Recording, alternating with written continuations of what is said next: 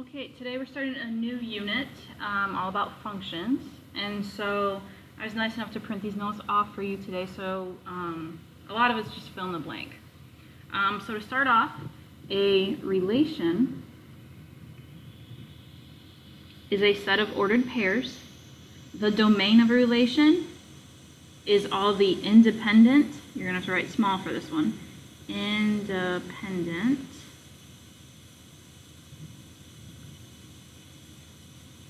or x values. So the domain is always going to be the x values of the relation. The range of the relation is all the dependent or y values. So when it asks for the range, it wants the y values. A function is a relation where the x values do not repeat. Graphically, you can use the vertical line test. And we'll talk about that more down towards the bottom. But this is very important. A function is a relation where the x values do not repeat. So if the x values repeat, it's not a function. Okay, and there's going to be an example down below. Okay, so now we have three examples. It says state if the relation is a function and find the domain and range of each relation. Okay, so down here I have 3, -2, 7, and 8, but notice there are two arrows coming from the -2. That means it is not a function. So this one is not a function.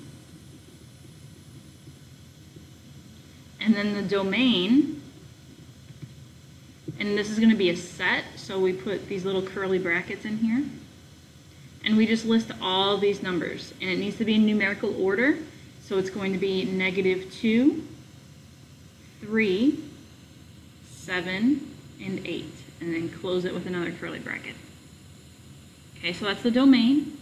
And now for the range, another curly bracket, and I'm just going to list these numbers also in numerical order. So -3 is the smallest, then -1, then 4, then 7, then 9. Okay, hopefully that wasn't too bad. Let's look at example number 2. I want to know if it's a function or not, so I look at the x values. I have -2, 3, 5, -3. None of those are the same, so this is a function. So, is a function. Okay, so domain, it's going to be -3, -2, 3, 5.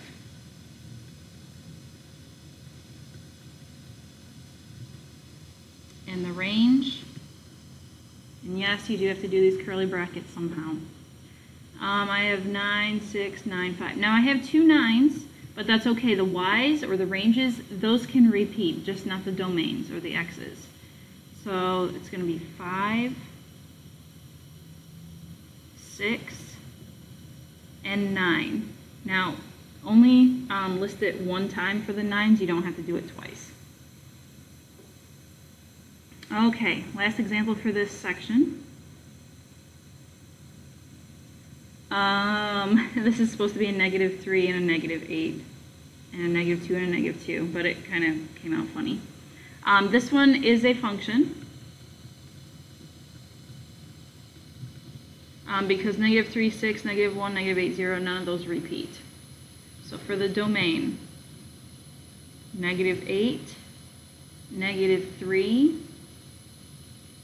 0, 1, 6. And for the range, I have two -2s, but that's okay. So -2, 0, 3, 5. Okay, and that's it. For this example down here, it didn't print. It says find the range of the relation for the domain. So the relation is supposed to be y equals 3x plus 1. And the domain is -1, 0, 3. And So the domain are the x's, so what you do for these is you just substitute those 3 values in for the x to get the y's, or the ranges. So I'm trying to scoot this up, sorry. So y equals 3 times negative 1 plus 1, y equals 3 times 0 plus 1, and y equals 3 times 3 plus 1. So this is going to be negative 3 plus 1, which is negative 2. 3 times 0 is 0. 0 plus 1 is 1. 3 times 3 is 9. 9 plus 1 is 10. So the range is negative 2, 1, 10. Okay, hopefully that wasn't too confusing. Okay, new section down here. We can tell if a graph is a function by using the vertical line test. And this is where, if you draw a vertical line through the function that's graphed, if it hits the line more than once, then it's not a function. So here, I can draw a line, draw a vertical line, even here, and it only hits it one time. I know it looks like this is a straight up and down line right here and it hit it more than once, but that's not the case. So this one is a function. So this one is yes. This one over here, if I draw a vertical line right here, it hits it 1, 2, 3 times. So this is not a function. And I know if you draw your line over here, it only hits it once, but you gotta check a few different areas in the graph. And this one over here, it doesn't curve or anything, it's a straight line, so this one is a function. Okay, let's flip this over. Function notation. Let me zoom out a little bit. Okay, this is a way to show that equations are functions.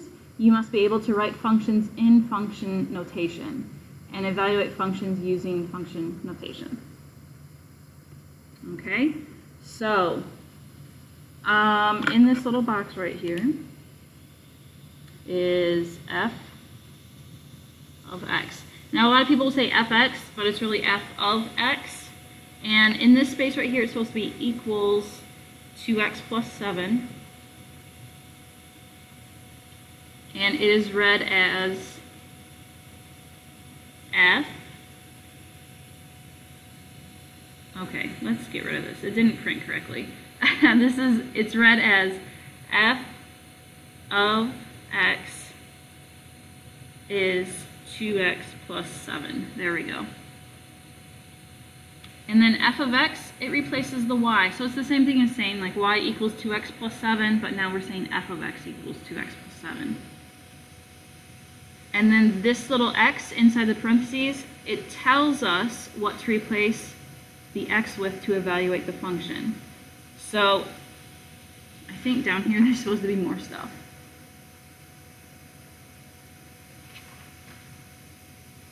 So with this example up here, we'll do a few other examples. So let's get rid of this. So we're going to do example, what number is this one? Example 8. So we're given f of x equals 4x plus 6, and we want to find f of negative 4. So to find f of negative 4, I plug it in here, and I'm going to plug it in for that 4 as well. So f of negative 4 equals 4 times negative 4 plus 6. F of negative 4 equals, let's see, 4 times negative 4 is negative 16 plus 6. That's going to be negative 10. So that's all you do for that one. Make sure you have f of negative 4 equals, not f of x equals. That's supposed to be 8. Let's look at number 9. G of x equals negative 4x plus 5. find g of negative 2. Now it doesn't matter if it's f of x, g of x, z of x, anything like that. It all just, it means the same stuff. Okay, it's basically y equals this. So g of negative 2 equals negative 4 times negative 2 plus 5. G of negative 2 equals negative 4 times negative 2 is a positive 8. 8 plus 5 is 13.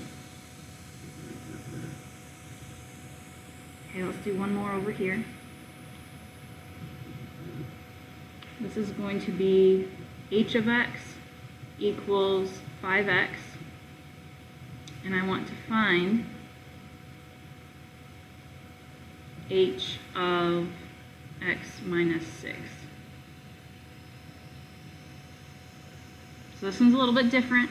So now I'm going to do h of x minus 6 equals 5, and for x I'm putting in x minus 6.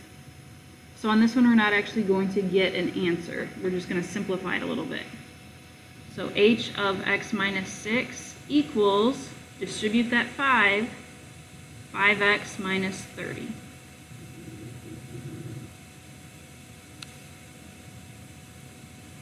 Okay, we have just a little bit more to do.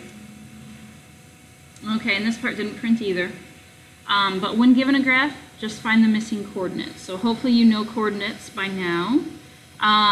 These didn't print, so we're going to find f of negative 3, f of 4, f of x equals negative, what is that, 4, and f of x equals 0. Okay, so to find f of negative 3, I go along the number line, the x's, and find where negative 3 is, which is right here. And then wherever the function is, that's going to be my answer. So the line is down here, so that's 1, 2, 3, 4. So this one's negative 4. Basically, that coordinate is negative 3, negative 4. And for 4, I go to the 4, and that's at 2. And for these two here, these are now the y values. You're looking for the x values. So for this negative 4, I'm going along here, and wherever negative 4 is, the x is at negative 3. So x equals negative 3. And now I'm looking for where y is 0, which is, actually there's two answers. We're going to go with the one that's not a decimal though. So this one's going to be negative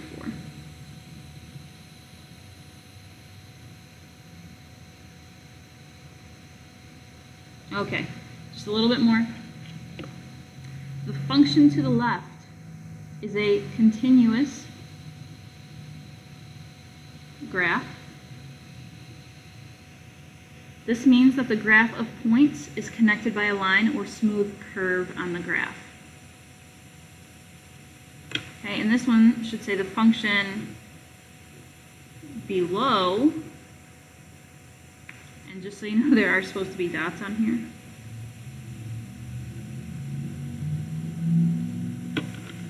The function below is a discrete graph.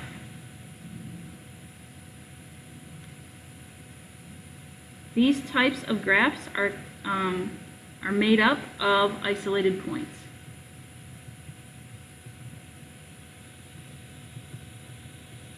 So basically it's continuous if they're connected with a line. Discrete means they're just dots. There is no line to connect them with. Okay, that is it for your notes for today. Let me know if you have any questions and you can go ahead and get started on your assignment.